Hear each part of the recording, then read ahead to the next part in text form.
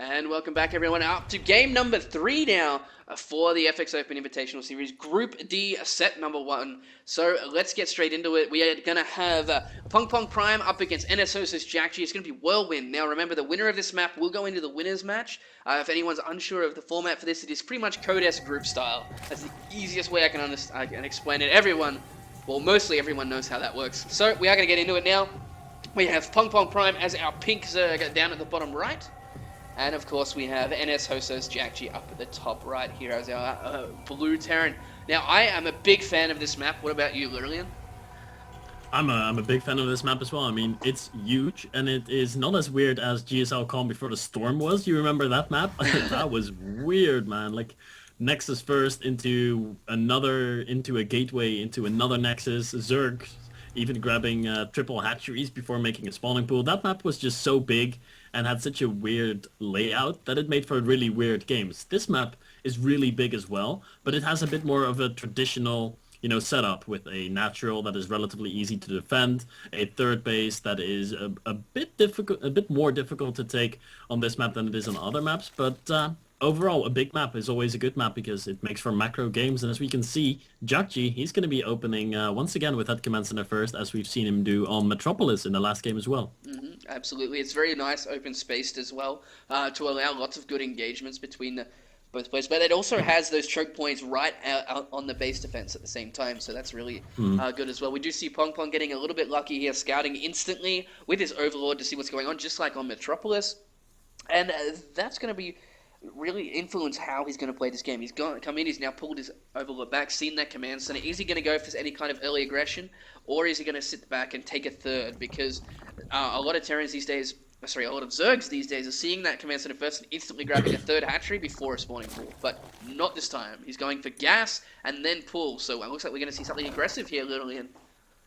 Oh, we could be, but in last game, we have to keep in mind on Metropolis, Bung pretty much did the same thing. He also grabbed speed, but then took a third and made 20 Zerglings, 20 speedlings, and pressured with those. And even though it's really weird to do, it really worked out well for Bung because Jakji was moving out with 5 Marines, and Bung was just doing everything right blindly, taking a third when he could afford to, and making 20 lings in the blind. Maybe he's gonna be going for that same strategy. It looks to be the same opener to me. Yeah, let's find out. He did, of course, jump straight into a quick macro hatchery as well, but he was already ahead by that point. Looking here, he's just now double queen and straight into speed. Yep, that's what I thought was going to happen there for a second. And he's actually pulled his drones off of gas now. There's the speed. Okay, he was a little bit slow with that.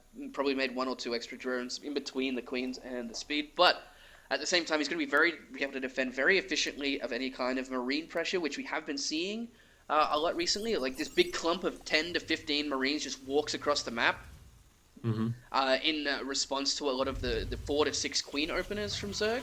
Because the Marines DPS can crush through. If you have enough Marines, you can just one-shot those queens, and that's what they're aiming for, to stop the transfuses.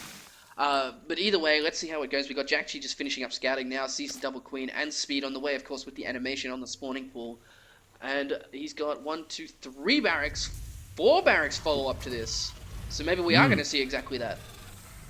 We might. He is switching things up from what he did in last game. Last game he took 2 racks into double gas into a factory, but now we see only 1 gas out of Jakji, and he's going to be grabbing 2 additional barracks. And this might be exactly what you were talking about earlier on Stable, that marine push to be able to punish those queens and kill them off, and maybe even apply some pressure to the third base. But once again, boom, look at him. He's just making 22 Zerglings blindly. He's making them blindly. He does not see anything. He hasn't scouted anything that Jakji is doing apart from that command center first. So he's going to be making those Zerglings out of nowhere again, and I think he will grab his third base in like 10 seconds once again. Yeah, I do like this by B4Prime because he can catch 4 Marines here quite instantly. He's only going to lose 1, 2 Zerglings for that, and he's actually going to go right up here because there is nothing yet again for Jakji here. The one benefit for this is he will be able to lift up and move back into his main.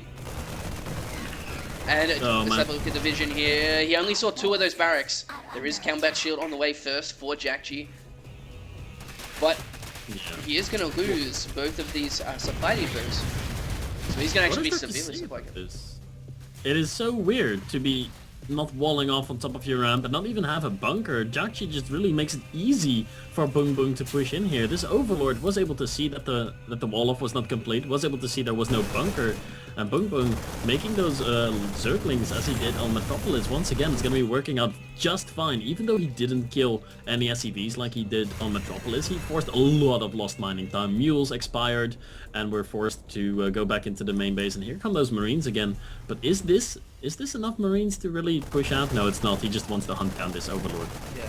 Well, Pong Pong now sees the... Whoa, why is that command center going that way? Yeah, go back and sit down, buddy. At the same time, we've got the macro hatch for Pong Pong. Now, the thing is, because Pong Pong hasn't got a Baneling Nest just yet, he's actually skipped it in favor of the double Evo chamber. The large Marine numbers do become quite a big problem, especially when you've got that combat shields and you're moving across. We've got Stim on the way as well. Pong Pong really needs to think about a Baneling Nest very quickly, otherwise any kind of push out here from Jakji will outright kill him, simply because if he can get a big enough clump, and he realizes there's no Banelings, he can just clump all his Marines together and get very little surface area for those Zerglings to actually attack him with. And especially with Stim, there's the Baneling Nest now, but remember there's no lair on the way just yet. He's got another Queen coming out, so they're going to be very difficult to actually connect with those Marines with the amazing splitting that Jakji obviously has. And this is going to be very interesting. Double +1 on the way is going to help out quite a bit though. But here we go, Jakji's moving across. I think this is going to... See, the Baneling Nest isn't even done yet. And this is going to be very difficult. Look at this, he's already splitting up his Marines. He's actually checking around in case anything's going on. But there is not. Bung Bung is just sitting at home, and he saw those Marines move out with that Overlord. Is that a new Overlord? Yeah, it's a new Overlord. The damaged Overlord is sitting in the back, and then a new, fresh, full HP Overlord was put over there to scout when Jakji would be moving out, and which is now. He's not really moving towards Boom Boom just yet, so Boom Boom is going to be able to finish up the Baneling Nest, and look at how many Zerglings he's making. Another 32 are coming up here, which is a very safe thing to be doing. 10 Banelings going to be created as well, and those Banelings are going to finish barely in time.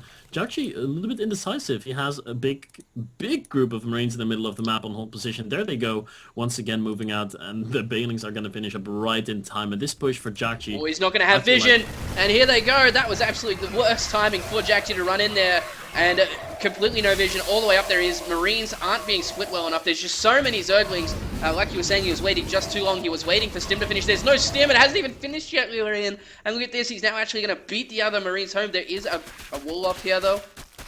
Well, that's a first. We do see him bust through that wall, though, and there's enough Zerglings here that this could be it for Jakji getting caught as well. There's still Banelings left. He's going to connect with all the SCVs. They are trying to get away, but there's just too many Zerglings, and oh my god, is he going to get most of them? No, actually the Zerglings get in the way of those Banelings. Nice target firing by Jakji again, but he is down 40 supply. I think we are going to see Pong Pong take out Jakji and move into the winners match here. Looks like it. Looks like the former Code S GSL champion. He might be falling here to Boom Boom 2-1 as Boom Boom is morphing more Banelings outside the natural. The Zergling's going to be running into the natural again. There's only about 10 to 12 Marines here to help defend. The Medivacs are trying to heal them as best as they can, but there's just not enough stuff out for Jakji. He doesn't have any Hellions. He didn't have any siege tanks, and he's forced to GG out of this game. And Boom Boom takes the series 2-1. Absolutely, and I just realized I put the wrong graphic up. Just imagine that's Pong Pong right there. I hit the wrong hotkey, but anyway, congratulations to Pong Pong moving into the winners match over Jakji. We'll be right back with our next game, and what will that be? Let's just have a quick look. It's going to be Star Tales King Kong against Slayers Yu-Gi-Oh! We'll be right back.